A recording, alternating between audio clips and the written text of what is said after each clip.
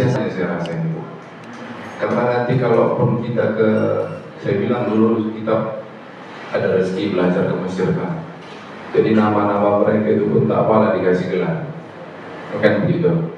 Termasuklah pertanyaan dari saudara kami Pak Medal, ya kan, di pertemuan kedua kalau saya tak silap, yaitu tentang pembahasan kalimat haji berdasarkan dari singkatan huruf H dan Jim. H itu il, kemudian Jimnya adalah jahat, berarti orang yang datang membawa dosa. Pertanyaannya, lantas bagaimana kita pulang ini panggil haji-haji, oh bawa dosa, bawa dosa, bawa dosa.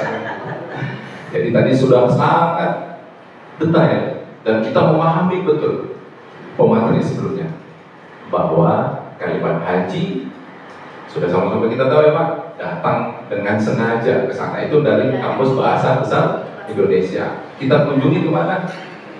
Ke kota Mekah, yaitu ada di situ Masjidil Haram, dan ke kota Madinah, ada di situ Masjid Madinah Al-Munawwarah.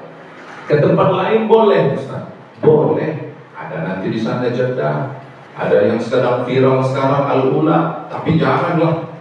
Saya rasa itu memakan waktu yang jarak tempuh lumayan. Saya kemarin baru berangkat, saya coba tanya taksi kijang jantan itu, satu kijang jantan itu PP hampir 1.400 real secara komplit. Tapi itu apalah itu, nanti kita nggak dapat arbainnya gitu ya Ibu Bapak ya.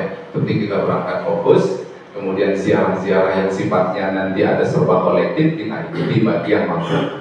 Baik Bapak Ibu yang dirahmati Allah Subhanahu Wa Taala, di sini kami diberi amanah sebenarnya. Kalaupun tak diberikan amanah, saya rasa di sini banyak yang lebih pakar. Tapi berhubung ini amanah dari Bapak Kua, yaitu Ketua Panitia Pelaksanaan Haji Zona 3, maka amanah ini akan kami lanjutkan. Dan saya sebelumnya memohon maaf, bukan ingin mengasami jeruk yang sudah asam, bukan ingin mengajari ikan yang akan berenang, karena sesungguhnya Bapak sudah dibekali selama seminggu, ya kan? Jadi kalau tahun lalu itu 8 hari saja Pak, dari jam 9 sampai jam 4 sore. Iya, lelah betul. Memang harinya cepat, cuma 4 hari, tapi dari pagi sampai sore. Dan dulu tahun lalu, tahun lalu itu Eko digabung dengan Eknatas. Jadi kami dulu tahun lalu itu di Man Padang Hijau. Tapi itu capek sekali saya rasa, walaupun cuma 4 hari. Tapi begini, insya Allah kita fresh sehingga bisa mengikuti segala acara yang ada di dalam pembekalan kita ini. Terkhusus besok, tadi sudah disampaikan panitia, besok kita mulai pukul 7:30. Besok kita 7:30 startnya dari sini ya Ustaz ya. Startnya dari sini. Besok itu lebih mantap lagi karena langsung praktek. Selama ini yang kita dengar selama 7 hari. Kemudian saya dengar Kuala Bangka juga ada membuat manasik haji, dan begitu. Kemudian dari KBH juga ada juga manasik haji, dan nanti rentetannya luar biasa yang melelahkan. Ada lagi nanti dari kabupaten, ada lagi nanti di sana juga dimantapkan lagi tuh. Sebelum melaksanakan ibadah haji yang sesungguhnya kan begitu, ada 5 hari itu nanti dimantapkan lagi oleh KBH ataupun oleh pemimpin atau pemimpin dan yang lain-lain. Jadi cukup. Belum lagi nanti kegiatan-kegiatan upah-upah. Ya kan itu menguras waktu. Selain menguras waktu, menguras fisik. Upah-upah di desa, upah-upah nanti di keluarga, pindah lagi keluarga sana membuat upah-upah, itu bentuk dari rasa syukur kepada Allah Subhanahu Wa Taala bahwa betul-betul kalimat istiqomah ini tidak diberikan kepada seluruh orang. Karena per tahunnya dibatasi oleh ketentuan pemerintah. Semua ingin, termasuk ketika kami ingin berangkat, hanya tinggal menyetempel saja visa kami, karena paspor kami sudah kami berikan di kedutaan Arab Saudi di tahun 2010. Tapi ternyata tinggal stempel. Stempel itu tidak diberikan karena ada diberlakukannya ketentuan baru. Orang wafidin, orang pendatang yang belajar di negara Arab tidak boleh lagi berangkat haji, harus pulang mengikuti kuota masing-masing. Nggak bisa gitu Pak. Itu juga bagian dari istiqomah. Termasuk kasus yang pernah berangkat melalui Filipina kalau tak silap saya. Melalui Filipina, sudah sampai Filipina, ternyata dikomputasi itu semua satu keluarga. Karena mereka tidak memenuhi syarat. Boleh mereka berangkat dari situ, syaratnya minimal dia 6 bulan harus stay di negara tersebut. Makanya jamaah-jamaah yang berangkat melalui mahasiswa ini boleh berangkat. Mereka sudah syaratnya sudah penuh lebih dari 6 bulan, gitu ya bapak-bapak.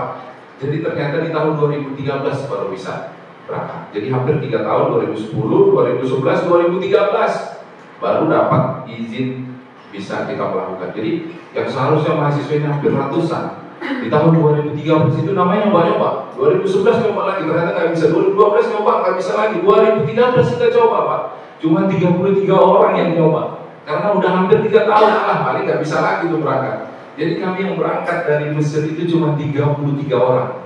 Padahal kita tidak menunggu waktu yang begitu lama, kita cukup masa itu cuma mengumpulkan $2.100.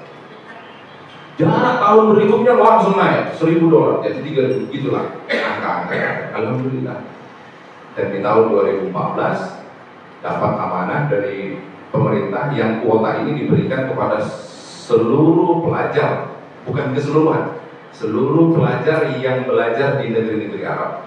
Tapi berdasarkan ketentuan-ketentuan. Perwakilan Sumatera itu ada 4 orang, termasuk saya salah satu di antara 4 orang tersebut di tahun 2014.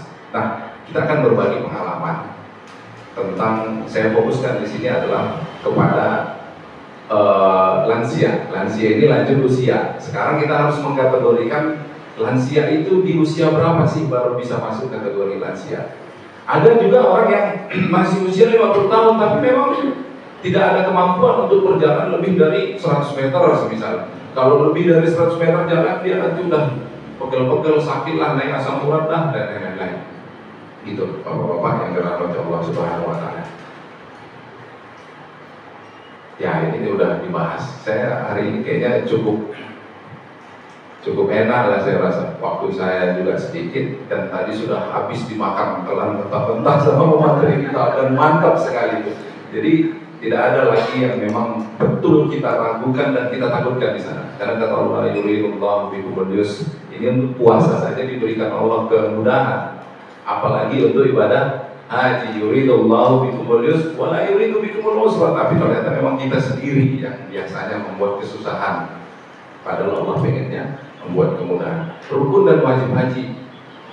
Nah, saya ingin memutuskan bapak-bapak dan ibu-ibu, apakah sudah mantap dengan manasik yang telah dibuat ini tentang rukun dan wajib haji? Ada yang masih belum memahami apa itu rukun haji?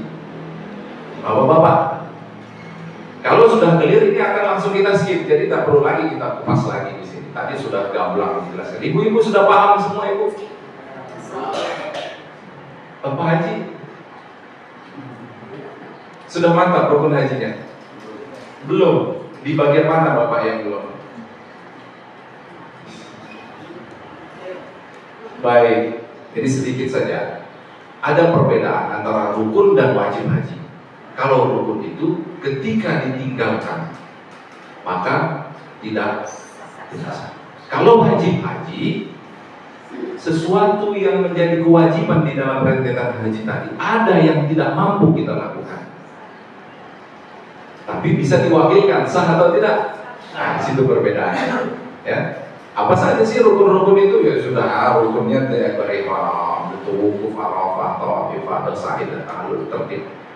Ini udah habis 5 hari kita digembleng masalah pembahasan ini. Saya rasa dan saya yakin bahwa jamaah-jamaah di sini sudah mantap dengan pembekalan tersebut. Tinggal lagi kita hanya butuh lokasinya, gitu kan? Untuk apa? Mempraktekkan sesuatu yang kita dapat besok. Itu bagian dari kecil yang harus kita praktekkan. Tapi setidaknya besok itu menjadi tolak ukur kita, biar supaya ketika nanti kita di sana itu tahu mana yang hijau, yang mana kau belum hijau, aku udah hijau, gitu kan? Nanti saat itu akan kita menjumpai tempat yang begitu crowded yang belum pernah kita alami semasa kehidupan kita. Nanti di sana. Baik. Kemudian apa? Kalau wajib haji ya jelas dia ada niat ihram, mikot, ya kan? Bermalam di Musdalifah, bermalam di Mina, tawaf wada, mulai berjumrah. Jadi saya rasa sudah clear pembahasannya. Kita skip ya ibu bapak. Kita lewatkan ya Nek ya, insya Allah. Karena saya di sini berfokus kepada lansia. Tata cara pelaksanaan haji insya Allah udah fair lah, udah mantap semua ini. Nah, kemarin itu yang lebih sering dibahas adalah larangan-larangan semasa berihram. Yang paling sering dibahas komentar itu adalah larangan. Tapi ingatlah, ketika ada larangan berarti ada sesuatu yang diperbolehkan. Nah, saya di sini memfokuskan apa-apa saja sih sebenarnya yang diperbolehkan ketika kita berihram. Karena kita takut segala sesuatu yang dilakukan dilarang dalam berihram, pukulannya langsung bayar dam, Pak. Ya, selip dikit dam, selip sedikit dam, selip dikit dam. Nah, untuk mengurangi keraguan-raguan kita ketika kita berihram, saya coba sedikit kita kupas di sini, biar supaya kita tidak ragu nanti ini boleh nggak, bayar dam nggak? Apa hal-hal yang dibolehkan selama berihram? Yang pertama, membunuh binatang buas. Ingat, harus kita garis bawahi adalah binatang yang sekiranya mampu untuk mencelakai kita. Bahkan di dalam sholat, fikih sudah membahas secara gampang. Di dalam sholat pun, apabila ketika ada binatang, gitu ya Pak Ustadz ya, kita diperbolehkan untuk, dan itu tidak membatalkan. Begitu juga ketika kita berihram. Kalau ada, tapi saya yakin tempat lokasi itu udah disterilkan semua. Jadi mereka itu, kalau petugas-petugas dari Indonesia itu, kita yang duluan sampai sebelum jemaah sampai. Itu petugas Indonesia. Petugas Saudi sebelum petugas Indonesia datang, mereka sudah memastikan, teman. Jadi tingkat kesteriliran itu nggak perlu kita ragukan lagi, Pak. Apakah nanti di Arafah itu ada ularnya? Tahu sendiri Bapak, ular yang ular ini berasal dari padang pasir itu sangat lebih membahayakan. Nah, jadi tidak usah khawatir, semua sudah disterilkan. Dan itu boleh dibunuh. Binatang buas atau yang membahayakan, kalajengking. Ibu melihat, jangan ragu-ragu, nanti aku bayar dam. Ibu biarkan saja lewat. Iya kan? Tiba-tiba cenut. Terakhir apa? Masuk isap itu ambulan. Terakhir kita yang konak, jadi kita melakukan ibadah. Nah, itu boleh. Yang tidak diperbolehkan kemarin adalah membunuh binatang secara sengaja yang tidak puas. Berarti selain yang puas, itu tindakan yang diharamkan. Itu pun diharamkannya pas di saat kapan? Pas di saat kita berihram. Kalau sudah tidak berihram berarti setelah tahallul, namanya segala sesuatu yang diharamkan, tahallul semuanya sudah dihalalkan. Itu boleh-boleh sah-sah saja. Kayak gitu. Yang kedua, boleh mandi. Kita udah pasang niat dan sudah berihram. Maka di sini diperbolehkan mandi. Tapi pertanyaannya, bisa nggak kita mandi? Sedang ngantrinya aja nanti orang bawa di Arafah itu luar biasa. Makanya nanti kita bahas secara detail nanti kiat-kiat, tips-tips ketika kita sedang berada di Arafah. Untuk ngantri aja Pak, itu tahu. Kalau kami kemarin berangkatnya dari Mesir, orang-orang Mesir itu tahu sendiri Pak. Kalau orang Arab Saudi itu keturunan Quraisy. Kalau orang Mesir ada beberapa masih keturunan Firaun yang sudah mualaf mungkin. Ibu tahu sendiri, ini Firaun nih. Kita baru masuk aja udah dikedor-kedor Ibu. Ya Allah, masuk. Jemaah luar biasa, banyak sekali. Apalagi kita mau mandi di sini, mau buang hajat aja kita udah digedor. Apalagi mau mandi, tapi itu diperbolehkan. Yang kedua apa? Sikat gigi. Mungkin kita dari beberapa materi yang kita dengarkan, daripada ragu-ragu udahlah siwa aja, nggak masalah. Tetapi jangan sesuatu yang diperbolehkan lantas kita tidak perbolehkan. Sesuatu yang diperbolehkan kemudian lantas kita haramkan. Nah ini tidak bisa juga seperti itu. Sikat gigi itu diperbolehkan. Tapi apakah mungkin kita bersikat gigi di padang Arafah? Pertanyaan yang pertama. Kondisi kamar mandi kita lihat nanti, Ibu nanti akan menyaksikan kondisi kamar mandi dengan puluhan orang yang mengantri mencari kamar mandi yang cukup jauh, ya kan? Tapi boleh atau tidak boleh silakan. Berbekam boleh atau tidak boleh silakan. Pertanyaannya, bisa nggak kita berbekam pada saat kita wukuf di Arafah? Kita nggak kepikiran lagi itu mau berbekam. Untuk diri sendiri aja kita belum bisa maksimal. Terkadang masih ikuti hawa nafsu, terkadang sudah saatnya ngantuk, tiba-tiba digolekkan. Ternyata udah 2 jam lewat. Tiba-tiba kita dibangunnya harus keluar dari Arafah, kan sayang itu beberapa berapa jam. Apalagi minyak angin, balsam, itu juga diperbolehkan, asalkan, kita harus digarisbawahi, asalkan untuk pengobatan. Nanti akan kita turunkan dalil-dalil apakah balsam dan minyak angin itu masuk dalam kategori minyak wangi, kan begitu. Nanti kita turunkan. Kemudian apa lagi yang diperbolehkan? Kacamata, silakan Bapak. Kacamata boleh. Karena nanti sekarang ini di bulan 5 orang Bapak berangkat di bulan insya Allah 5. Wukuf itu berarti di bulan 6 ya. Wukuf di bulan 6. Berarti kalau Mei itu kita masih di bulan semi. Semi itu dari 3, 4, 5. Kalau puncak itu 6, 7, 8. Berarti orang Bapak nanti agak lumayan panas. Pas di saat kami kemarin dari petugas itu sampai kepada 50 derajat Celcius. Kita nggak tahu lagi lah di luar gimana itu. Anginnya itu pun yang berhembus seharusnya kita nikmati kan itu malah panas juga gitu. Di dalam kemahnya bagaimana kita lihat kalau Haji Bebi ya santai aja, kasurnya spring bed, AC di mana-mana, makanan luar biasa gitu kan. Itu diperbolehkan. Kacamata, jam tangan. Tapi saya rasa jam tangan ini kalau memang sedikit mengganggu, tidak perlu dipakai.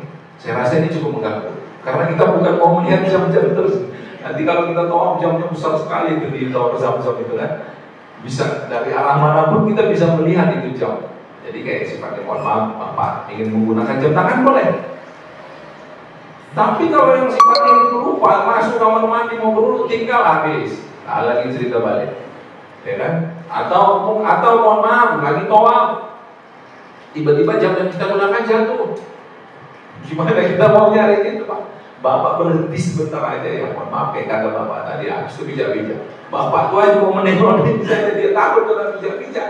Apalagi kita mau mencari jam yang telah jatuh, dan begitu ya. Saya juga pernah dulu jatuh, tapi yang jatuh adalah ihram saya yang di bagian kedua. Setelah selesai tawaf, kita mencoba untuk mencium hajar aswad, tapi ini kan bagian dari kesunahan. Itu udah kayak kita lagi di lautan, ombak bukan pinggir ya, pinggir ini pantai. Mungkin jarak 20 meter ke depan, itu ombaknya semakin terasa. Jadi macam itu, ombak lautan itu kita rasa jadi ombak manusia. Tak campak sana, tak campak sini, tiba-tiba campak ihram saya. Mau tak mau, saya minta tolong sama orang Arab di situ. Mereka buat pagar sedikit, saya ambil langsung. Gitu. Jadi kayak Bapak, ya kalau mau ya silakan. Tapi kita harus tarik diri. Saya sanggup nggak?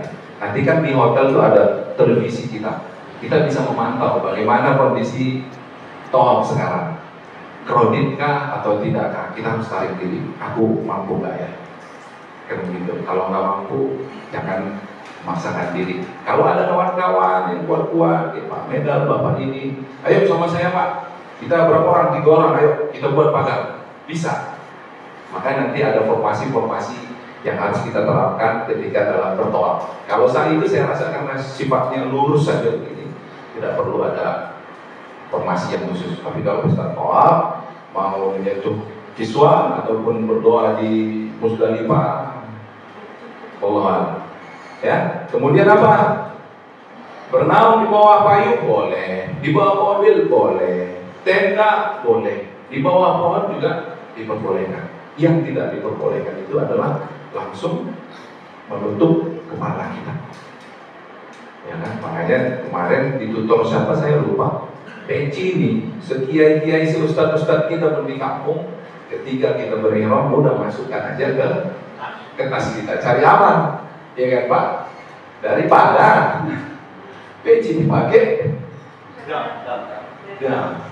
kalau dam di kita kan pernah tembak diam, kalau misalkan diam keluar kambing. Allah Akbar. Silakan. Silakan.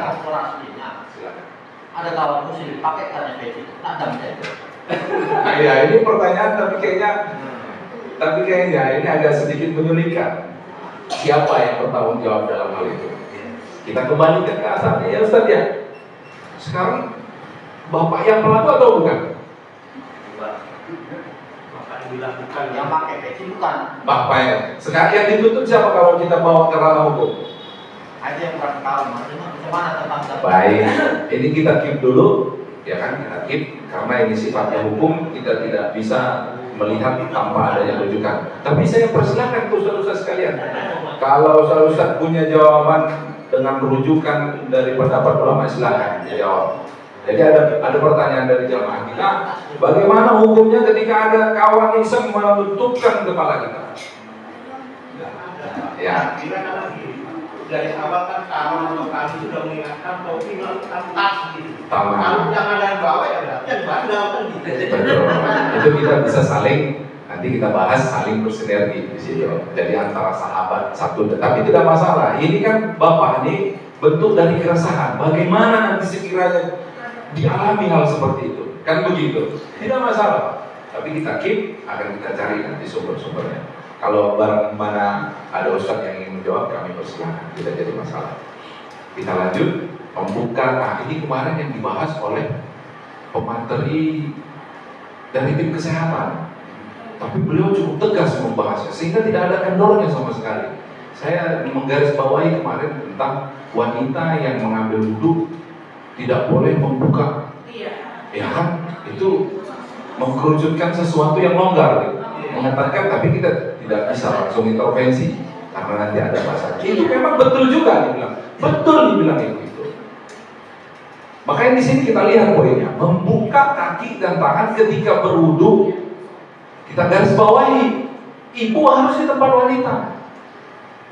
Jadi hukumnya bukan tidak boleh, boleh. Syaratnya harus jelas, syaratnya di tempat wanita. Ibu nggak boleh membuka ketika ada yang bukan dari golongan wanita melihat. Maka jatuhlah tidak. Iya, ya kan? Ya. Kalau semalam pernyataan ibu itu tidak sah, Ustaz. Tidak sah. Iya. Jadi ihramnya tidak sah. Iya. Ya. Jadi kita ambil sumbernya ini dari Kementerian Agama. Jadi sumbernya sudah saya ikuti, Kementerian Agama .go.id. Jadi bagaimana kita? Mohon maaf, ibu-ibu ini suatu saat pasti batal dulu. Pertanyaannya ada air, apakah boleh bertayamum? Ya kan? Ini kita turunkan fikihnya. Sedang bertayamum ada beberapa berbeda pendapat mazhab. Kalau Imam Malik itu telapak tangan saja begitu udah masuk. Imam Syafi'i harus membuka lagi, balik-balik harus kita buka lagi. Kan begitu ya Pak? Jadi keterangan dari Kementerian Agama yang saya nukil di sini membuka bukan dengan sengaja, karena ada sesuatu di situ. Tidak mungkin ibu sengaja membukanya tanpa ada sesuatu. Sesuatunya apa? Sesuatunya adalah mengambil air wudhu. Air wudhu ini salah satu yang memperbolehkan kita untuk beribadah. Itu misalnya pertanyaan, apa di sana nggak mandi? Oke, ini nanti pertanyaannya berbeda lagi ya. Antara mandi dan wudhu ini jauh sekali perbedaan. Persamaannya apa di sana kita nggak mandi? Itu dulu jawab, mandi atau tidak? Di sana ini di mana dulu, Bapak pertanyaannya? Pertanyaan Bapak di mana? Pakai imam ini. Ya. Kita harus mandi atau tidak pada suatu saat? Kalau harus, itu kembali ke pribadi. Karena di sini tadi sumber hukumnya adalah diperbolehkan. Bagi yang mau, faman syaa. Bagi yang mau silakan, bagi yang tidak mau, tidak jadi masalah. Pertanyaannya apa urgensi kita mau mandi? Sementara ngantrinya aja sudah bermenit-menit, setengah jam. Berarti mandi kan? Mandi itu buka baju nggak kira-kira? Laki-laki atau? Bapak masa mau basah-basahin ihramnya? Dan ihram berganti ihram, ada sumber mengatakan bahwa mengganti ihram ketika kita berihram itu sah-sah. Nah kan berarti kan sama dengan kasus. Jadi mana? Sama dengan membuka, kayak ihram dibuka nggak kayak ihram? Ya, itu untuk laki-laki ya. Ini kita bahas tentang perempuan. Perempuan itu dapat membuat tidak sah sesuatu ketika hal ini dilakukan. Sementara, nah Bapak harus cek tadi yang di sini selama berihram. Untuk laki-laki, ketika berihram diperbolehkan mandi. Jadi kita nggak usah lagi secara detail mandinya ini seperti apa. Mau kita buka baju, kamu itu urusan masing-masing. Emangnya kita melihat, mohon maaf, emangnya kita harus yang sadar itu. Ketika kita di kamar mandi adalah orang yang bersangkutan. Orang yang nggak bersangkutan nggak mau tahu. Bapak nanti nyentuh sabun mandi, yang tahu juga bapak. Bapak mau sikat gigi yang tahu ya Bapak. Bapak kemudian menggunakan deodoran ya Bapak. Cuman kesadaran kita sadar nggak ketika kita menggunakan deodoran? Kita ya kalau kita sadar ya harus bayar dam. Karena deodoran bagian dari pewangian. Kan begitu. Nah itu tadi ya Pak. Kalau aktivitasnya silahkan Bapak sendiri yang menentukan Bapak yang berada di kamar mandi. Tapi ini tadi perbuatan ini dilakukan oleh banyak orang dan disaksikan oleh banyak orang. Kalau aktivitas Bapak mandi, yang menyaksikan Bapak sendiri. Ketika orang tidak bisa mengingatkan Bapak ketika Bapak di kamar mandi, karena sifatnya sangat rahasia. Pas Bapak pegang sabun, ada yang beranggapan sabun ini bawah, sabun ini bagian dari wangian, maka haram ya. Ketika orang nggak menyaksikan, bagaimana dia mengingatkan Bapak?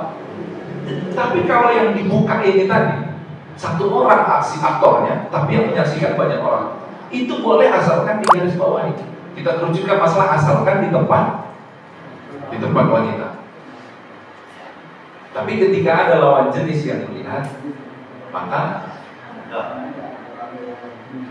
kemarin sudah jelas itu ya, dan ini pun sudah dibahas. Saya hanya memantapkan lagi.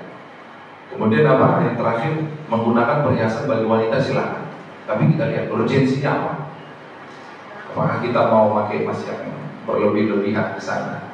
Kalau sekedar memakai ya silakan. Toh juga wanita itu ketutup. Apa mau disaksikan? Nanti ibu harus menutup kami dalam nggak boleh. Muka juga nggak boleh ya. Dicadari ya, ketutup. Harus terbuka semua. Ya. Apa yang mau kita pakai? Mau di mana? Mau anting-anting? Mau kalung? Nah, tapi ini diperbolehkan. Sampai sini ada yang bertanya Bapak. Silakan Ibu. Ini ada beberapa pertanyaan yang mungkin sepele tapi mengganggu. Silakan. Nah, yang pertama ini tadi yang bisa gosok gigi boleh. Misal pakai odol boleh enggak? Baik. Terus Pak, misal perempuan kita buka jilbab nih mau wudhu ya. Ternyata rambutnya tuh ada yang rontok di jilbab itu termasuk dia yang rambut tadi masuk kena dam tadi atau enggak Pak? Bukan saya kedua. Yang ketiga misal haid. Misal haid memang mungkin nanti ada pencegahan dengan obat dan sebagainya. Cuman kadang ada yang memang nggak bisa tercegah gitu Pak. Misal kita haid saat wukuf melempar jumroh itu sah atau enggak hajinya gitu Pak. Yang terakhir gimana? Terakhir. Kalau misalnya kita haid, dia tiba-tiba haid, kalau enggak boleh nggak kita wukuf terus madu dari Alina gitu Pak. Ibu udah hari keberapa ya? Udah keberapa kali?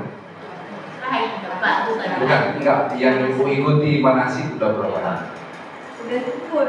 Udah full. Iya. Tapi belum ada membahas tentang ke situ. Sudah. Yang Bapak dapat? Bapak naik. Bapak nggak ada mungkin. Nggak dapat.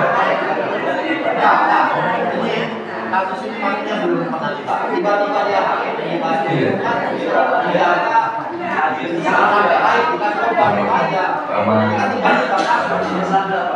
Sama.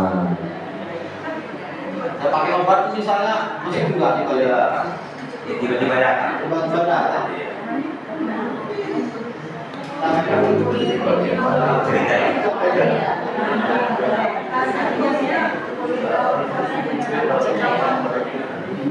Baik. Tadi pertanyaan yang pertama adalah tentang odol gigi. Nah, nanti kita keterucutkan permasalahan ini. Apakah odol gigi itu bagian dari pewangian? Karena ulama sepakat bahwa yang diharamkan itu adalah wewangian.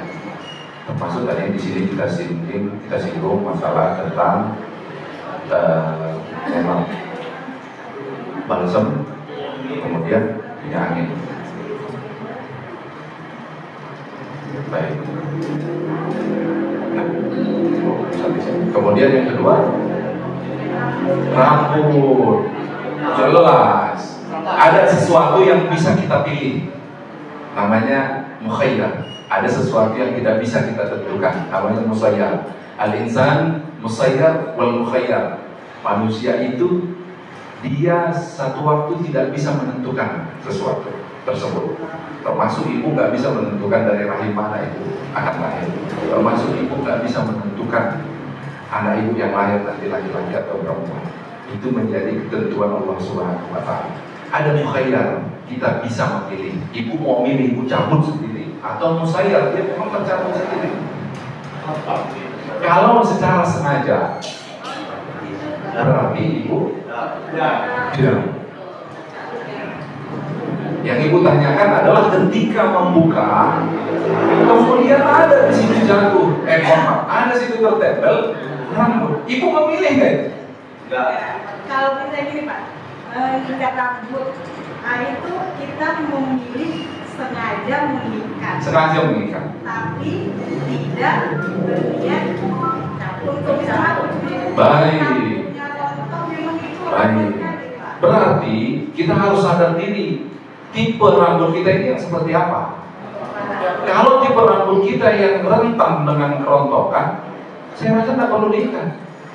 Karena itu akan memicu nanti dia akan tercopot hanya karena kita tarik. Makanya saya bilang tadi, Bu, kita kembali ke kaidah. Sekiai-kiai kita di kampung, seustad-ustad kita di kampung, setuan guru kita di kampung, robeknya harus dibuka.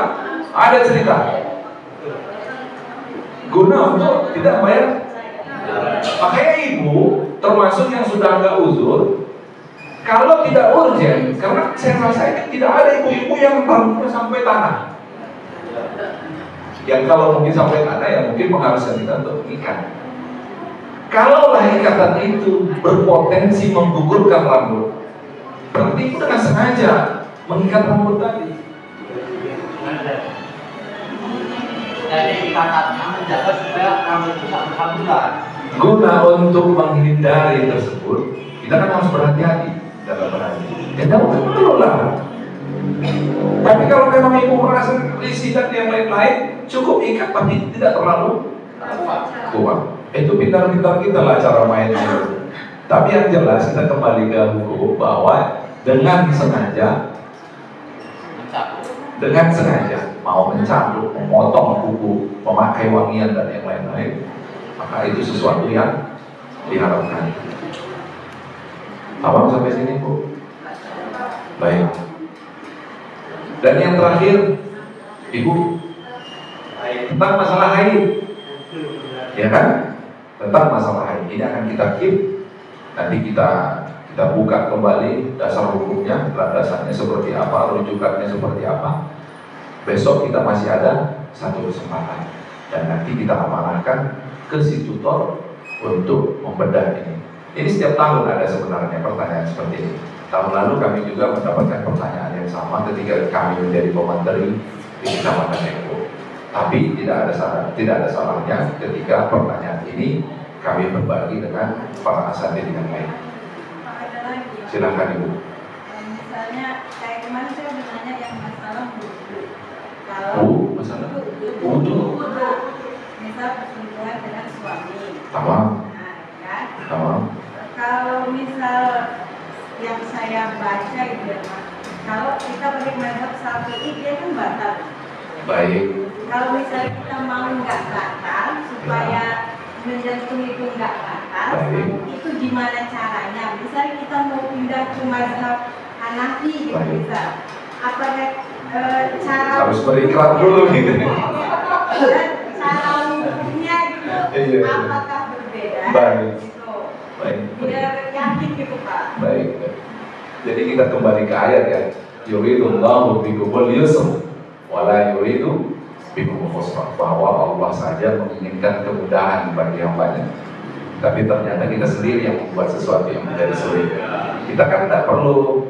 Ketika ibu memutuskan bermadzhab dengan Imam Syafi'i, apakah ada bayar di situ? Gak ada. Baik, sebentar. Makanya ibu harus pelan-pelan dulu. Saya harus menjelaskan dari awal dulu sampai kepada puncaknya nanti. Oke, ibu tidak ada bayat di situ ketika ibu memutuskan memilih mazhab Imam Syafi'i. Begitu juga dengan mazhab yang empat ini.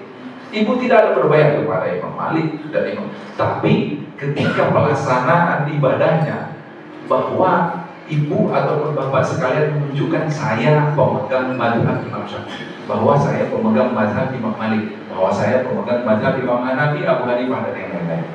Ya, cara prakteknya menunjukkan bahwa bentuk ikrar ibu telah menjadi pengikut imam tadi. Sekarang pertanyaan ibu adalah bagaimana caranya? Nanti kita turunkan sumber-sumbernya. Ibu secara tidak langsung ibu sudah memahami beberapa mazhab, termasuk selain di mazhab Imam Syafi'i, bahwa bersentuhan dengan suami tidak membatalkan wudu. Sekarang ini saya lebih menyederhanakan permasalahan. Ibu ketika berangkat nanti ke sana, ibu menggunakan Telkomsel. Ketika ibu sudah berada di tanah haram, saya bilang bukan tanah haram, di negara Saudi Arabia, maka provider ibu akan menumpang. Dia tidak lagi membawa Telkomsel, tapi Telkomsel akan menumpang dengan provider yang ada di sana. Mau dia Mobile, mau dia Etisalat, mau dia Vodafone dan yang lain-lain. Ibu tinggal menentukan aja, ibu mau milih yang mana ikut providernya. Ternyata yang sinyal lebih kuat adalah sinyal Mobile, ibu ikuti Mobile. Ada permasalahan nggak di situ? Tidak ada.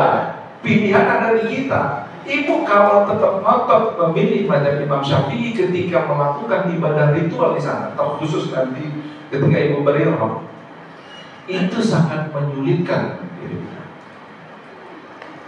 Kembali kita ke ayat. Wala yuridu bikumul usra. Tuhan tidak menginginkan kita. Yang membuat sulit siapa?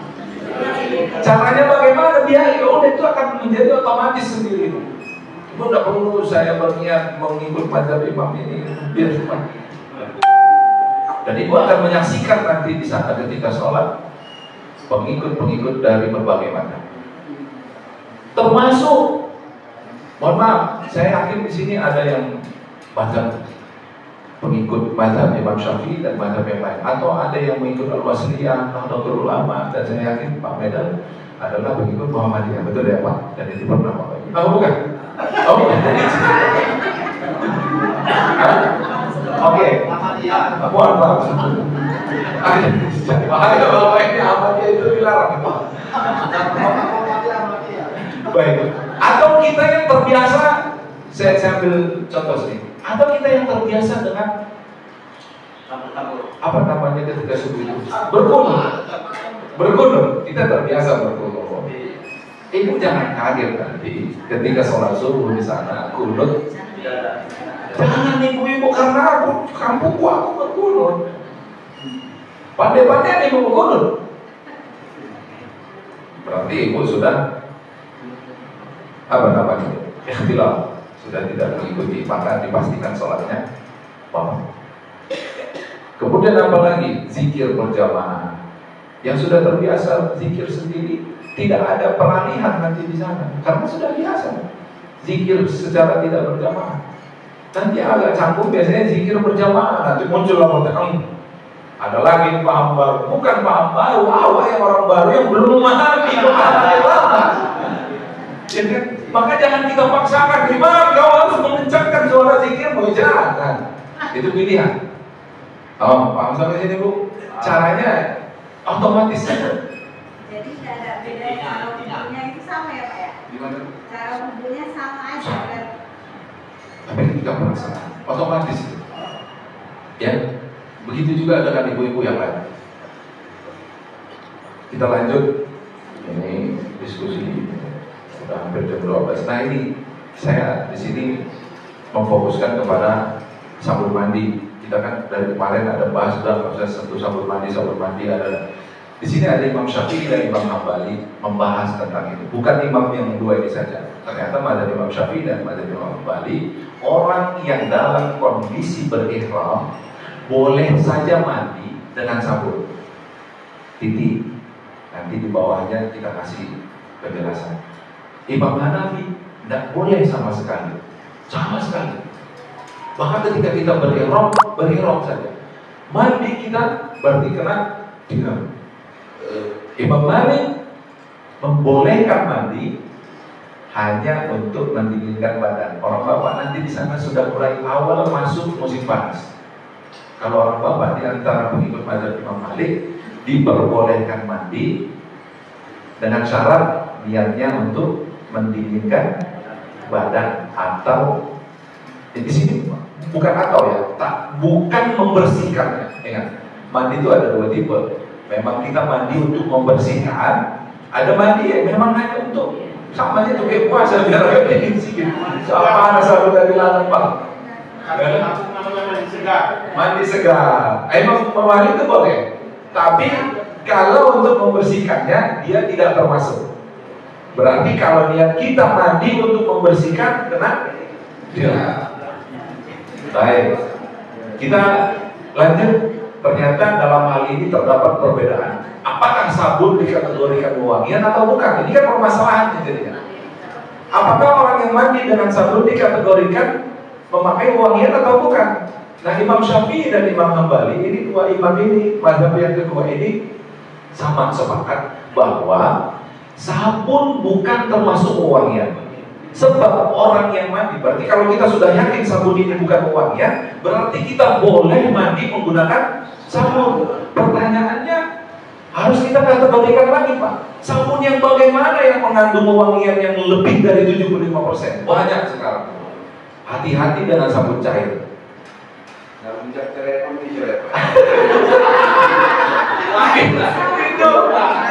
itu mencuci diri itu Pak. Dan kuman yang hilang, kulit awal itu terlepas.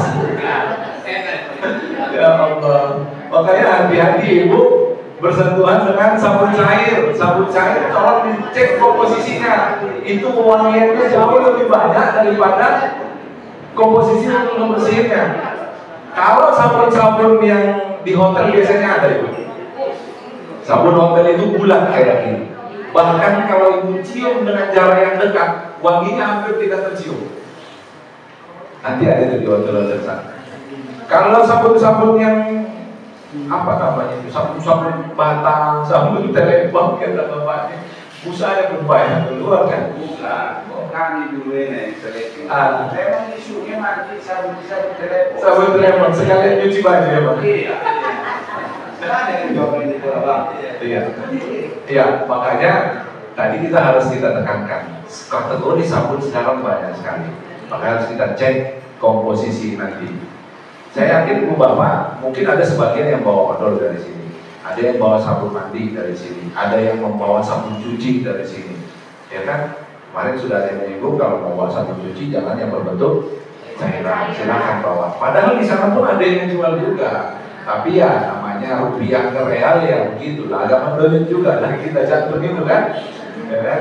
Kalau kayak sabun-sabun, kalau memang agak menyusahkan kita, timbangan jadi banyak, takut kita pocah dan yang lain-lain, nah bawa sabun yang apa itu namanya, yang kores-kores ke zaman itu. Baik, kita kembali ke topik kita. Dan Imam Hanafi yang cenderung memahami bahwa sabun bagian dari wewangian secara keseluruhan, tidak ada lagi kategori-kategori sabun telepon kah, sabun cair kah, lempoy kah, detol kah, semua yang berbentuk sabun mau cair mau keras adalah wewangian. Tapi itu bukan pendapat Imam Syafi'i, ini pendapat Imam Hanafi. Ya, berarti kalau sudah kita yakini, kesimpulannya apa? Kesimpulannya haram kita menggunakan sabun kalau kita berkeyakinan bahwa sabun itu adalah bagian dari wewangian. Maka kita harus tarik diri sendiri. Dan di sini tidak ada memaksakan mau kita ikut mana. Kalau orang bapak ibu ketika nanti di sana, lebih cenderung dengan pendapat Imam Hanafi, silakan. Jadi tidak ada membatasi. Tapi kita harus tahu sumber hukumnya, kan begitu. Jelas sampai di sini Bu Bapak? Baik. Begitu juga haram menggunakannya saja. Wewangian, ulama sepakat bahwa wewangian itu haram. Kemudian apa yang kedua? Begitu juga haram mencium wewangian tadi. Ibu punya warung agak dijauh-jauh karena sedikit, kalau bisa susah sedikit dibuka dari tempat-tempat yang terpencil. Tentu uangnya.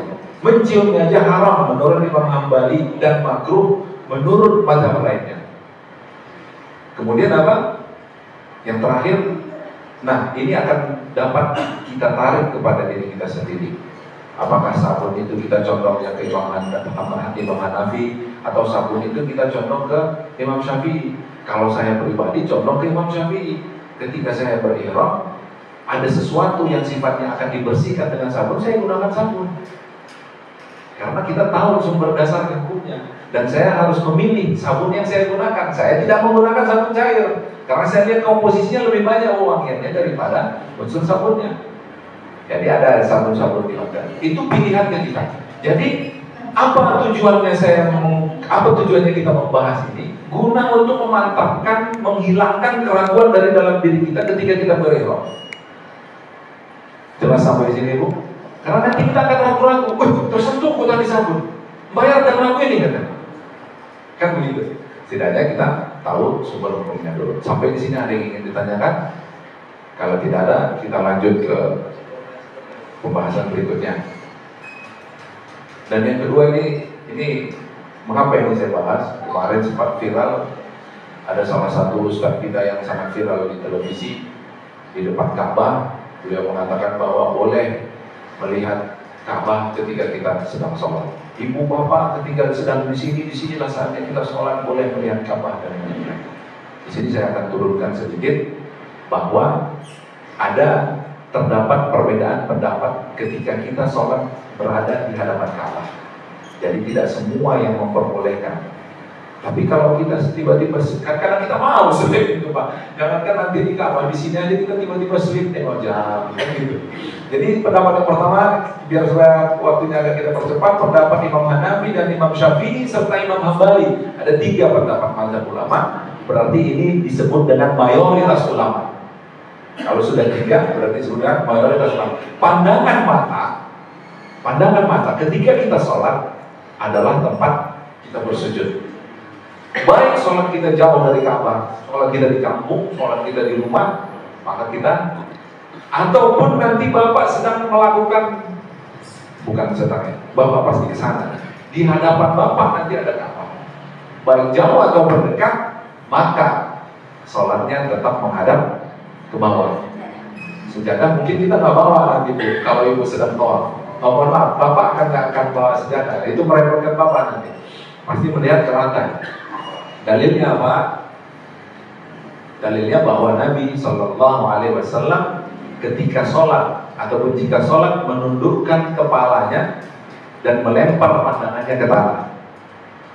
Bahwa Nabi bukan sholat di Madinah saja, Nabi juga melakukan ibadah haji juga. Berarti Nabi sholat di hadapannya Ka'bah juga memandang. Dalil yang kedua bahwa Nabi SAW ketika masuk ke Ka'bah, ini lebih menguatkan kita ya. Ini pendapat jumhur ulama. Ketika masuk ke Ka'bah, pandangannya tidak pernah berpaling, Berarti fokus tetap ke bawah. Ke lantai apa itu nanti? Itu lantainya dingin sekali, walaupun cuaca panas, lantai tetap dingin. Masya Allah, luar biasa. Tempat sujud tidak pernah keluar pandangannya dari Ka'bah. Hadis ini riwayat Imam Al-Hakim dan Al-Mustadrak Sahih, derajatnya sahih. Dan yang kedua, ini pendapat yang memperbolehkan. Karena tadi 3 pendapat, ini satu mazhab. Mata hendaknya melihat ke Ka'bah. Ini yang digunakan ini yang digunakan salah seorang dai yang kondang di televisi. Boleh melihat ke Ka'bah ketika sedang sholat. Ini adalah mazhab Imam Maliki. Dalilnya jelas, "Min haitsu kharajta fawalli wajhaka syatrul masjidil haram." Berarti ini kembali kepada kita. Kalau kita mengikut pada saat itu ketika sholat kita mengikut imam ini dan imam ini, ataupun ketiga imam itu, maka kita harus melihat ke bawah. Kalau Bapak mau mengikut mazhab Imam Malik dengan konsekuensi ya, tidak kita mencampur. Saat ini aku sholat mau ngikut Imam Malik aja lah biar bisa nengok Ka'bah terus setiap sholat. Ini akan nanti memunculkan permasalahan yang baru. Baik, lanjut. Oh, 12. Ini sedikit ya tentang Arafah. Arafah nanti yang di sini Ibu bapak mukhayyam, kemahnya nanti di sini luar biasa banyaknya. Dan nanti Masjid An-Namirah ini ada nanti di situ sholat, ada nanti khutbah. Tapi bagi yang dekat, kalau jauh ibu jangan maksakan diri lah, nanti di situ panas ya, bapak. Kalau kami dulu waktu masih muda, 25 tahun ya kami giling saja itu, berjalan kami ke sana kemari. Mual juga, mohon maaf, bukan mual kita, bukan bosan, tapi agak jenuh nanti di kemah itu terus, sambil jalan-jalan, ya kan? Di sini nanti tempat. Dan saya yakin orang yang berada di luar ini, orang yang menggunakan payung semua. Ya, tadi kata bapak itu ada yang lolos, ya alhamdulillah, nggak lolos ya ada juga bagiannya. Nah ini adalah gambar dari masjid, masjid pula saya bilang. Ini Jabal Rahmah. Menumpuk manusia di sini Bu, tidak menjadi kewajiban bagi ibu bapak semua, tidak menjadi kewajiban. Hindari untuk berletih-letih. Mohon maaf, hindari yang sifatnya kegiatan mendorong kita menjadi letih. Karena rentetan acaranya fisik luar biasa. Habis Arafah kita keluar, ya kan? Jarak dari kemah kita untuk menuju pintu keluar mencari bus kita itu aja udah memakan waktu dan mengejut fisik. Belum lagi nanti rentetan dari Arafah ke Musdalifah naik bus. Ya kalau naik bus, kami dulu karena masih muda kami gini berjalan Pak, karena lebih cepat jalan kami dari busnya. Dari Musdalifah ke Mina, awal pintu Mina itu 2 kilo, tapi nanti dari awal pintu ke Jamarat itu hampir 3 kilo, jadi hampir 5 kilo. Itu kami giling berjalan kaki dari Musdalifah ke Mina. Bagi yang muda, karena lebih cepat jalan kita daripada jalan busnya. Nah, itu tidak disarankan bagi jamaah-jamaah dari Indonesia, terkhusus yang usianya sudah lanjut. Ini tidak ada kewajiban. Dan nanti ibu bapak ketika di Arafah, kalau ada di antara bapak yang ke Jabal Rahmah, itu tidak wajib. Kemudian di dasar lantai nanti ada melihat seperti ini, ada nanti bebatuan. Kenapa bebatuan ini tidak diratakan saja, tidak ditutup dengan apa itu namanya, batu-batu seperti apa namanya? Hormit, bukan hormit kan? Kenapa tidak ditutup dengan batu seperti ini, bata-bata ini? Ini bagian dari tempat bersejarah, bahwasanya batu-batu yang seperti ini yang tidak ditutup adalah tempat Nabi duduk bersama para sahabat ketika sedang melakukan wukuf di Arafah. Jadi itu nanti ibu bapak bisa menyaksikan. Tapi bukan kewajiban kita untuk mencari tempat itu. Nah, bapak berjalan aja susah. Ini kondisi zaman dulu ini. Saya ambil dari internet foto ini. Tak ada saya tampilkan yang sekarang ini ibu bapak. Di gitaran yang terakhir, setahun terakhir, 2 tahun terakhir semakin banyak perbaikan, banyak jualan-jualan di sini. Jualan minuman-minuman dingin, es krim, khusus bagi bapak-bapak lansia. Tolong kita hindari minuman-minuman dingin di Arafah, karena minuman dingin ini mendorong untuk kita sering buang air kecil, minum air yang biasa saja. Apalagi yang minuman-minuman kaleng yang gulanya agak sedikit tinggi, ya itu wah kacau itu. Karena kita untuk ambil wudhu susah sekali di sana. Ya, kita lanjut. Ini sebatas gambar saja. Ini gambar kita di Mina nanti melempar jamarat. Jadi kalau yang kemarin foto yang Pak Haji Kilo itu belum ada tutupnya, sekarang ada tutupnya seperti ini. Kalau kita lihat dari helikopter ini atau dari drone, nah seperti ini. Sini nanti orang bapak melempar. Dan dari lantai udah bebas, lemparnya pun macam-macam. Besok bapak menyaksikan di sana. Ada yang menggelitik, ada orang lansia kemarin saya saksikan. Memang dia kesal betul sama industri, sampai dia punya jurus sendiri. Bismillahirrahmanirrahim. Akbar, mati setan.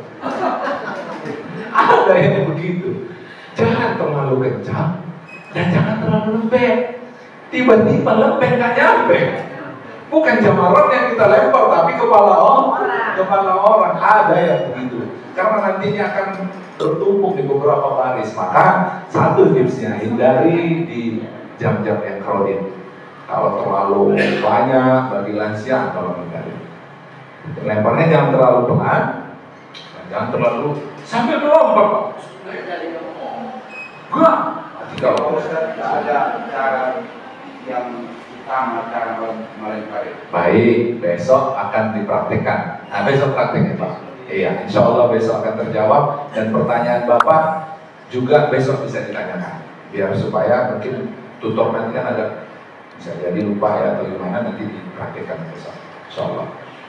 Dan di sini di Mina itu di awal pintu masuk Mina di situ ada tempat bersejarah, tapi bukan menjadi hal yang wajib bagi Bapak. Sekali lagi bukan menjadi hal yang wajib. Di situ ada nama Jabal Qurban, tempat di mana Sayyidina Ibrahim akan menyembelih Nabi Ismail alaihissalam. Di sini dia. Kalau Bapak nanti melihat menara seperti ini, berarti sudah dekat. Ini dia kecil sekali nih Bu. Nah ini. Kalau ibu bapak melihat nanti ini di atas, tapi ini di luar Mina, mungkin jauh dari kemah orang bapak, itu menyusahkan kita nanti. Tidak usah, saya cukup ngasih informasi saja, dan itu nanti akan menjadi ritual ziarah kota Makkah. Ada nanti, dan ini akan dijelaskan. Tempatnya di atas, tidak wajib kita naik ke sana. Cukup kita ambil ibrah saja, apa hikmah dari Nabi Ibrahim menyembelih anaknya. Lanjut. Rukun umroh sudah sangat jelas, persamaan, perbedaan sudah dijelas secara gamblang tadi oleh pemateri. Saya yakin ibu bapak sudah memahami semua. Kita lanjut ya bapak ibu, atau ada yang ingin ditanyakan di sini? Lanjut, tapi saya kasih tips sedikit bagi bapak ibu yang ingin berumroh mandiri, umroh mandiri. Umroh ini kan terbuka dia Pak, jamnya tidak ditentukan dan mikotnya juga tidak ditentukan, tapi sudah ada tempat-tempat tertentu. Bapak mau ngambil di Tanjung silahkan, dan itu yang paling terdekat dari kota Makkah. Mau mengambilnya, kita harus tahu dan jangan terlalu mudah terpengaruh dengan taksi yang di dekat hotel. Kalau orang bapak dari Sisa, kayaknya agak cukup jauh karena nanti mutar. Yang lebih enak orang bapak ketika datang ke Haram, nanti dari Haram bapak nanti patokannya mungkin toilet nomor 6, ada nanti hotel-hotel lama di situ dan hotel baru yang sedang viral. Kalau ingin ngambil mikot, maka naiklah kendaraan umum dari situ. Itu cuma 5 real berangkat, 5 real pulang. Berarti ada 10 real. Ada juga mau dia 5 real itu PP. Ada, tapi jarang lah sekarang 10 real. Bapak bisa. Silahkan Bapak. Tol sunnah, umroh sunnah, membadalkan umroh dan yang lain-lain. Kawan saya perempuan waktu haji tiap hari digiling umroh di tapi Bapak belum ada tanggung jawab. Orang bapak kan nanti enak itu sama istri juga. Silahkan. Jadi kalau dia bicara dari 3 kali 4 kali waktu di sini melaksanakan umroh, kita halal dari itu. Halal Pak, karena kita balik. Kalau mundur 3 kali itu Kalau udah harus enggak. Makanya saya kasih tips ya Bapak Ibu ya. Tipsnya Bapak, kalau nanti nyampe, orang Bapak kan umroh pertama tuh, ada lagi nanti orang Bapak ingin umroh berikutnya. Katakanlah jarak antara kedatangan sampai wukuf itu ada hampir bisa kita lakukan 10 kali umroh. Maka jangan dihabisin di umroh yang pertama. Nanti saja dihabisin ketika ifadah atau pas di saat, intinya pas di saat selesai pelaksanaan haji. Ya. Jadi begitu juga semua jemaah yang kita bawa ketika berumroh, kita sarankan untuk kalaupun mau gundul, silahkan di umroh yang terakhir, jangan di umroh yang pertama. Kalaupun sudah ada begitu, ya tinggal keyakinan kita karena di umroh itu akan muncul sedikit-sedikit. Bismillahirrahmanirrahim. Selesai. Ya. Baik, rukun sudah. Nah ini yang menjadi fokus kita pada siang hari ini. Keperluan harian dan hal-hal harian. Hal-hal harian yang perlu diperhatikan. Yang pertama, Bapak Ibu, ini berdasarkan pengalaman pribadi ya Ibu Bapak ya. Artinya yang saya tulis di sini tidak ada di dalam buku-buku, yang saya tulis di sini berdasarkan pengalaman pribadi. Yang pertama, memahami lokasi. Sangat penting sekali. Karena wilayah Haram saja sudah dijelaskan kemarin ada berapa pintu? 200 dan Patokan yang pertama adalah pintu toilet. Biar supaya ibu memahami, saya masuk dari Mahat terminal, ketika saya keluar dari terminal, pintu toilet saya nomor berapa? Biar supaya tidak, ini mengurangi adanya apa istilahnya itu, kesasar, kebingungan. Nah, makanya saya kasih tadi, kalau mau berumroh dengan murah, naik angkutan umum, ada taksi-taksi umum juga di situ, itu dari toilet 6 ke kanan lagi sedikit tadi. Ibu harus memerhatikan. Kemudian pintu mana? Karena ibu nggak akan bersama-sama selamanya di sana. Bisa jadi bapak lebih berangkatnya memilih sama ibu saja berdua. Itu banyak sekali di sana, Pak. Karena untuk membawa orang ini, terkadang awak itu, aku saya tak lepas sama bini lu, tak usah dia kurus. Ada nanti muncul begitu. Itu kenapa muncul? Karena ada pasti saat momen-momen titik kejenuhan. Nah, untuk mengurangi itu boleh silakan. Karena bis sholawat itu 24 jam dia shuttle dia. Sampai Mahatom, balik lagi hotel, sampai Mahatom. Nah, tips untuk yang uzur, yang lansia, tolong hindari jam-jam kredit, ibu bapak. Kita yang di sini 15 menit sebelum azan baru datang ke masjid. Kalau di sana ya jangan coba-coba lah. Paling nanti 1 kilo di sana baru kita bisa sholat. Baru bisa sholat. Ini haji, ibu bapak. Sedang umroh di Ramadan, Pak. Saya umroh di Ramadan kemarin bawa jemaah, Pak. 1 jam lagi sebelum sholat. Bukan sholat Jumat, 1 jam sebelum sholat. Kita cuma di pekarangan yang jauh. Dari pekarangan Masjidil Haram, jauh sekali, banyak blok-blok yang ditutup. Kita nggak bisa nego. Yang pertama, polisi tidak bisa dinego. Ketika mereka ngomong A, maka itu harus kita indahkan. Jangan nanti dia ngomong A, kita melawan nomor B. Siap-siap kita diringkus. Ada nanti polisi-polisi haji, polisi Masjidil Haram itu banyak. Ya, hindari jam-jam kredit. Tahu kita lokasi tadi. Nah, ketika kita tahu lokasi, ini memudahkan kita. Dan yang kedua, tolong itu gelang, ya kan? Nanti jangan ibu rajin pakainya pas pulang dari sana, pas di Indonesia dipakai kemana-mana, pas di sana dilepas. Padahal yang wajibnya di sana untuk memudahkan para petugas. Di sini tidak wajib lagi kita pakai, karena itu identitas kita. Ya kalau mau dipakai juga nggak masalah lah, biar orang tahu bahwasanya kita udah melakukan ibadah haji, nggak masalah. Itu kan kepuasan tersendiri, kan begitu Pak. Bahkan ada beberapa kawan saya dia belum naik haji tapi bola ayahnya dipakai karena ayahnya sudah meninggal. Yang mungkin dengan gelang itu aku bisa berangkat atau jadi motivasi, itu terserah dia lah. Kan begitu Pak. Silakan pakai gelang di Indonesia, silakan. Tapi yang paling wajib ketika berada di lokasi, biar mudah nanti. Karena ketika Bapak nanti nyasar, Bapak belum paham betul lokasi. Kemudian Bapak mohon maaf tersasar. Dengan adanya gelang itu, Bapak harus tahu, petugas itu petugas lokal ada, petugas ibadah haji ada, dari seluruh provinsi ada. Gelang itu adalah bukti untuk memudahkan Bapak ketika Bapak jamaahnya dari mana, ya kan? Nomornya nomor berapa? Kalau Medan berarti jamaah sisa, dia tinggal nunjukin kontak. Kita kan ada grup itu Pak petugas, ada jamaah Medan di lokasi ini, kalau di sekian kan, udah beres. Apalagi sampai kemarin ada pertanyaan dari Pak Medal, ada yang meninggal, ya kan?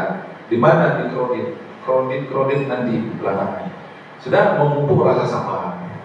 Sabar itu adalah sifat. Sifat sabar ini perlu dipupuk.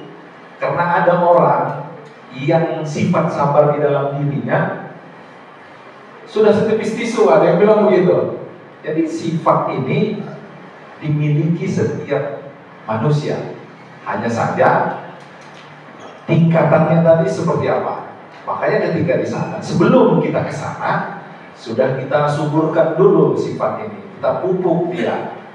Karena nanti di sana itu akan mendapatkan hal-hal yang sesuatu. Sabar ini kan ketika kita dihadapkan dengan suatu masalah. Sabar ini ketika kita dihadapkan dengan musibah. Kalau nggak ada masalah dan musibah, sabar ini nggak kita pakai. Termasuk nanti ketika di hotel, kamar mandinya cuma satu, kemudian ibu-ibu paling banyak nanti itu apa namanya, gantung-gantungkan baju. Ya, banyak itu nanti gantung-gantungkan baju. Saya kemarin kita sweeping ke bawah, ini bukan dinding lagi, dindingnya dinding jemuran. La ilaha illallah. Iya, kalau ibunya kayak gitu model dia di rumah, kalau dia modelnya pembersih, kan? Makanya kita harus memupuk rasa kesabaran, kemudian kebersamaan. Di sini kita tidak biasa. Kita karena baru pulang kemarin saya dari Mesir, datang ke sini naik angkot mengucapkan salam, malah kita dibilang orang aneh, dilihatin semuanya. Jadi mulai biasakan afsis salam. Kata Nabi, wa at'imut ta'am wasilatul arham. Ucapkan, tebarkan salam. Biasakan. Mau bapak kenal, mau tidak bapak kenal, kita harus mencuri ilmu semut.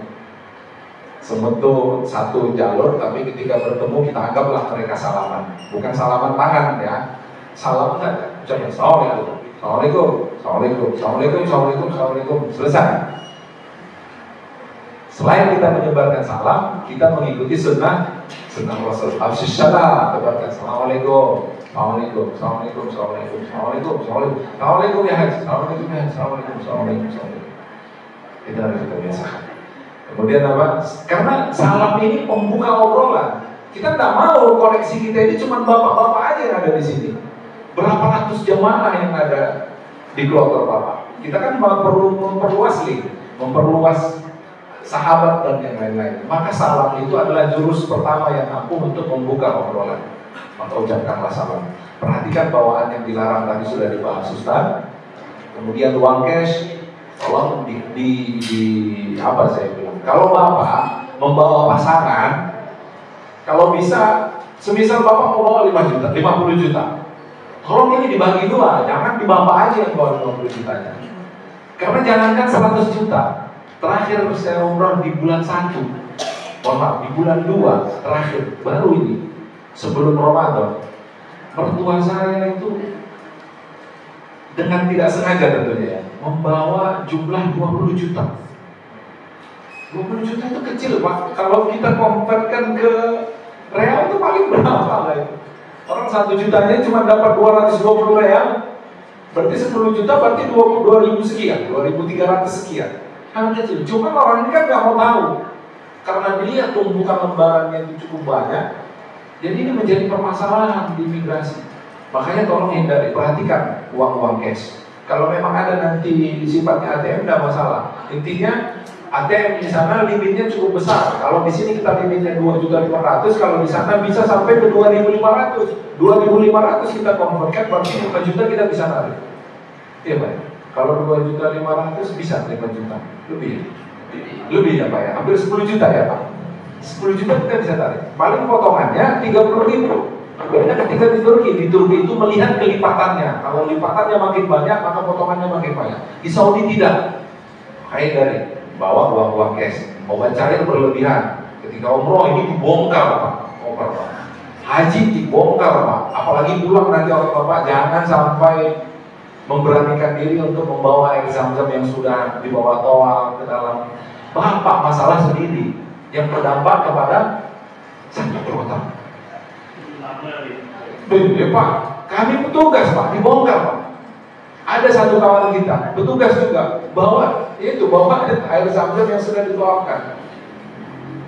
Kami petugas Pak, seharusnya petugas ini kan bypass dia, bebas landas, ya kan? Bebas landas. Tapi apa yang terjadi? Sudah diingatkan jangan bawa barang dagangan, kita bawa kita bawa kadal mesin, kena kita di sini. Berapa jam kita di bandara? Hanya gara-gara satu orang. Ya, perhatikan, pakai sobat cair, pegangan, rokok. Yang bagi ahli hisab dibagi, saya kasih tips dibagi. Bapak bawa ibu dibagi aja sama ibu. Bapak mau bawa 4 slot, bagi 2 slot, 2 slot. Bapak mau bawa 6 slot, bagi 3 slot, 3 slot. Jangan numpuk semuanya di koper bapak. Karena yakinlah ketika bapak yang punya masalah, maka yang menjadi masalah keseluruhan. Colokan listrik, saya bawa Pak di tas itu Pak, mohon maaf. Jadi saya harus dulu. Ini 3 lubang. Ya,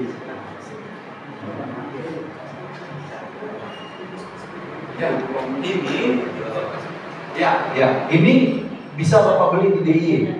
Harganya murah. Satu plastik isinya 4, harganya nggak nyampe 10.000. Barang sesepeda ini sangat berarti nanti kita di sana. Ini Pak, colokan 3 biar supaya jadi 2.